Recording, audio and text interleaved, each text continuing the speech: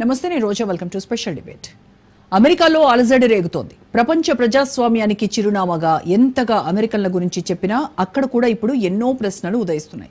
అమెరికాకు రెండోసారి అధ్యక్షుడిగా డొనాల్డ్ ట్రంప్ పగ్గాలు చేపట్టిన తర్వాత అమెరికా ఆగమాగమవుతోంది. అన్నింటిలోనూ అమెరికానే ప్రథమం అంటూ చెప్పడం వరకు బాగానే ఉందని, కానీ అసలు ఒక వలస దేశం మరో వలసదారుణ్ణి అడ్డుకుంటామన్న దగ్గరే సమస్య వస్తోంది.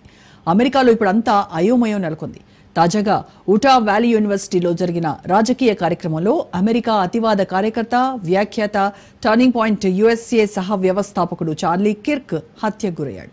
కార్యక్రమం జరుగుతుండగా ఒక్కసారిగా కాల్పులు జరగడంతో ఆయన మెడకు బుల్లెట్ తగలటంతో ఒక్కసారిగా నేలపై పడిపోయాడు.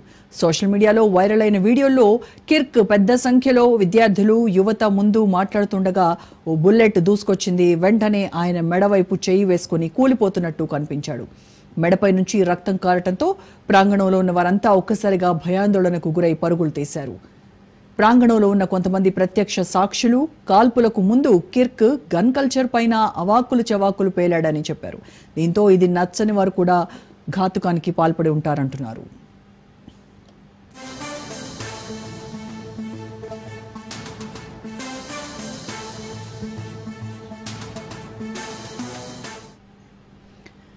ట్రంప్ నోటికి పదును పెట్టే బదులు భద్రత కోసం చేస్తే బాగుంటుందని, అనవసరంగా డెమోక్రాట్లు బలంగా ఉన్న చోట ఫెడరల్ బలగాలను మోహరించడం మానుకోవాలని ప్రత్యక్ష సాక్షులు చెప్పారు. ఈవెంట్లో భద్రతా సిబ్బంది ఉన్నా పెద్దగా తనిఖీలు జరగలేదని చెప్పారు. ఎలాంటి మెటల్ డిటెక్టర్లు కూడా ఏర్పాటు చేయలేదని, 3000 మంది హాజరైన కార్యక్రమానికి తగిన భద్రత కాదని వ్యాఖ్యానించారు. Utah department of public safety ప్రకటనలో ముందస్తు వ్యూహం ప్రకారం జరిగిన దాడిగా పేర్కొంది.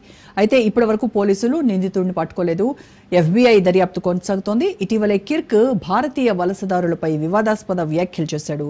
అమెరికా నిండిపోయిందని, భారతదేశం నుండి మరిన్ని వీసాలు అవసరం లేదని ఎక్స్లో పోస్ట్ చేశాడు. ఈ పోస్టు పెద్ద ఎత్తున విమర్శలకు దారితీసింది. ఈ వ్యాఖ్యలతో పాటు ఆయన ఎప్పటికప్పుడు మితవాద కార్యకర్తల దృష్టిలో వివాదాస్పదుడిగా మారాడు. అయితే కాల్పుల వెనక ఉన్న ఉద్దేశం తెలియరాలేదు. ఈ ఘటన అమెరికాలో రాజకీయ హింస మళ్లీ ముదురుతుంది అనేటువంటి ఆందోళనలకు కారణమవుతోంది. అమెరికాలో రాజకీయ హింస ఘటనలపై ఆందోళన పెరుగుతోంది. వైట్ హౌస్ కూడా స్పందిస్తూ చార్లీ కిర్క్ కట్టుబడి ఉన్న విలువలు, స్వేచ్ఛ, పౌరసత్వం, చట్ట పరిపాలన, దేశభక్తి నిండినటువంటి వ్యక్తి అని పేర్కొంది. నిందితులను పట్టుకుని కఠిన శిక్షలు విధిస్తామని చెప్పింది. ఈ ఘటనపై అధ్యక్షుడు డొనాల్డ్ ట్రంప్ తీవ్ర ఆవేదన వ్యక్తం చేశారు.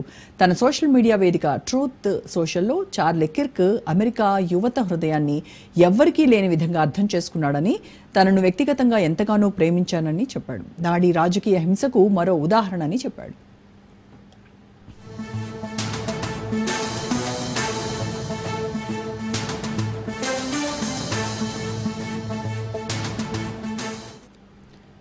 అమెరికాలో ఏదో కదలిక మొదలైనట్టు కనిపిస్తోంది. ఎన్నికల సమయంలో ట్రంప్ ఎన్నో హామీలు ఇచ్చారు.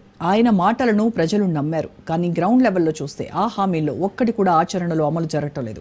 అధికారంలోకి వచ్చి 8 నెలలు పూర్తయినా పరిస్థితుల్లో పెద్ద మార్పు కనిపించడం లేదు. ఉద్యోగాలు రావటం లేదు, ధరలు పెరిగిపోతున్నాయి. సాధారణ అమెరికన్ ప్రజలకు మరిన్ని కష్టాలు ఎదురవుతున్నాయి. దేశాన్ని కుదిపేస్తున్న వలస సమస్యకు పరిష్కారం కనిపించడం లేదు. ఈ నేపథ్యంలో ట్రంప్ సన్నిహితుడైన చార్లీ కిర్క్ పై జరిగిన దాడి కేవలం ఒక వ్యక్తిపై జరిపిన హత్య కేసుగా మాత్రమే కాకుండా పాలనా విధానాల వైఫల్యానికి సంకేతంగా కూడా పరిగణించబడుతోంది. ఇది రాజకీయ హెచ్చరికలా భావించాలన్నట్టుగా సీన్ కనిపిస్తోంది. వాగ్దానాలు ఖాళీ మాటలే అయితే భవిష్యత్తులో ఏమైనా జరగవచ్చన్న సంకేతాన్ని ఈ ఘటన సాక్షిగా నిలుస్తోంది. అమెరికా రాజకీయ పటంలో రాబోయే కాలం మరింత ఉద్రిక్తంగా, హింసాత్మకంగా మారే అవకాశం ఉందని ఈ